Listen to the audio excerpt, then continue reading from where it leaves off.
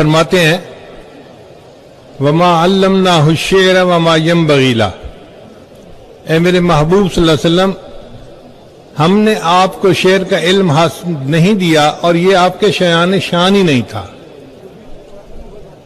चुनाचे अशआर का इल्म नबी के शान शान नहीं होता, अल्लाह ने अपने महबूब को ये इल्म नहीं दिया। मिर्जा कादियानी के झूठा होने की एक दलील ये भी है कि ये अशार लिखता था। चुनाचे इसकी एक किताब का नाम है दुर्र समीन और दूसरे का नाम है कसीदा एजाज और सारी अशार पे मुश्तमिल है।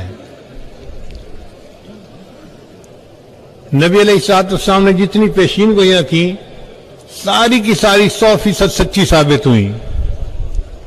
मिर्जा कादियानी ऐसा झूठा नबी था, इसने जितनी पेशीन गोइयां की सारी की सारी झूठी निकली। चुनाचे इसने एक पेशीन गोई की कि मेरी उम्र 80 साल से ज्यादा होगी और अल्लाह ताला ने इसको 68 साल की उम्र में दुनिया से वापस निकल लिया।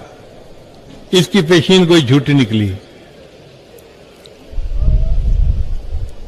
इसने एक ईसाई से मुनाजरा किया और कहा कि जो झूठा होगा 15 साल तक वो जहन्नम में पहुंच जाएगा। इसका ख्याल ये था कि ये बूढ़ा है तो ये 15 साल तक मर ही जाएगा। अल्लाह की शान देखें कि वो 15 साल नहीं मरा और जिस दिन 15 माह पूरे हुए उस दिन मिर्जा को पैगाम भेजा उसे कि तुमने पेशीन गोई की थी, मैं आज भी जिंदा हूं, साबित होता है कि तुम झूठे नबी हो।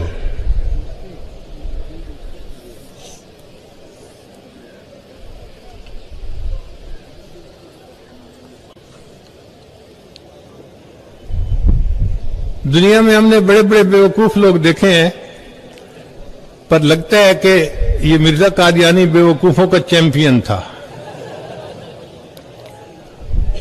खुद लिखता है कि मुझे उल्टे और सीधे जूते की पहचान नहीं होती थी। अब आप खुद सोचिए कि 3 साल का बच्चा होना तो उसको उल्टे सीधे जूते का पता होता है। इसकी बीवी इसके जूते पर रंग निशान लगा देती थी और फिर भी ये उल्टे सीधे जूते पहन लेता था।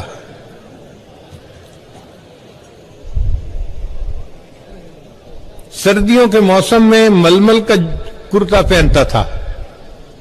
आपने कभी जिंदगी में कोई ऐसा बंदा देखा जो सर्दियों के मौसम में मलमल का कुर्ता पहने, फिर मलमल के कुर्ते के ऊपर वेस्ट कोट पहनता था और वेस्ट कोट के ऊपर ओवरकोट पहनता था और वेस्ट कोट पहनते हुए इसका बटन सही काज में नहीं लगता था, ऊपर नीचे लगा होता था और कई मर्तबा तो वेस्ट कोट का बटन ओवरकोट के काज में लगा होता था। और इससे भी और ज्यादा बात सुनिए कि इसके लिखा है हालात जिंदगी में कि मिर्जा साहब ने जो कपड़े पहनने होते थे अगले दिन उसको रात अपने तकिए के नीचे रख लिया करते थे। अब मलमल का कुर्ता हो और रात उसे तकिए के नीचे कोई बंदा रख दे तो अगले दिन वो पहनने के काबिल होते हैं। आप उस बंदे को क्या नाम देंगे? आप कहेंगे कि इसके अंदर तो दिमाग ही नहीं है, तो पहले दर्जे का बेवकूफ इंसान है। भाई अपने कपड़े लटका तो कहीं इस्त्री करवा के रख दो, मगर नहीं, तकिए के नीचे रखता था।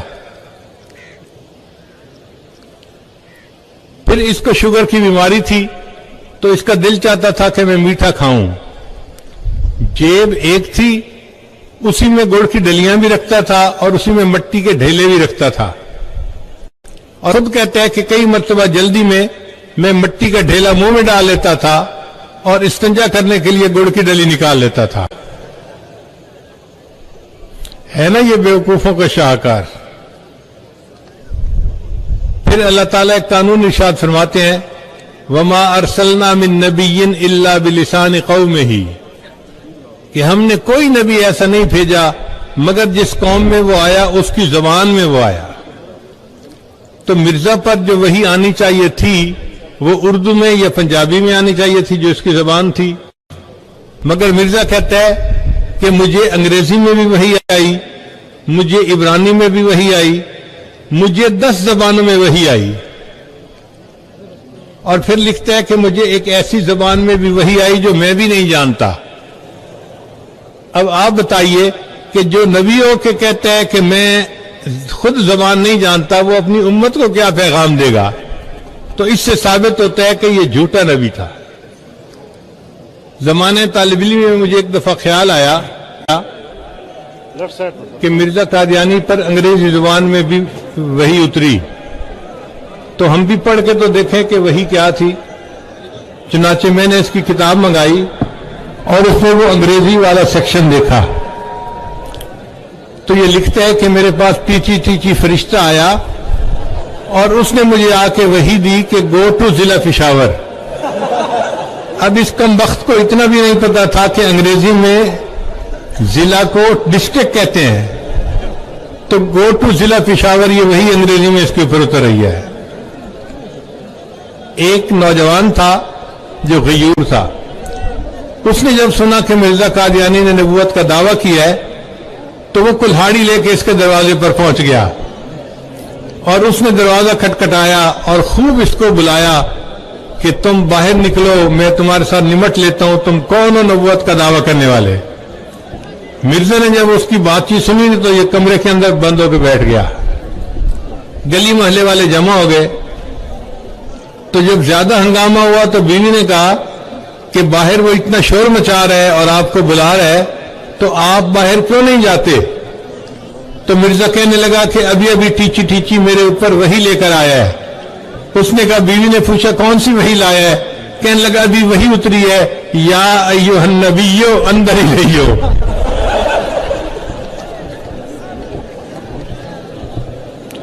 تو ان 10 پوائنٹ سے پتہ چلتا ہے کہ یہ جھوٹا نبی تھا۔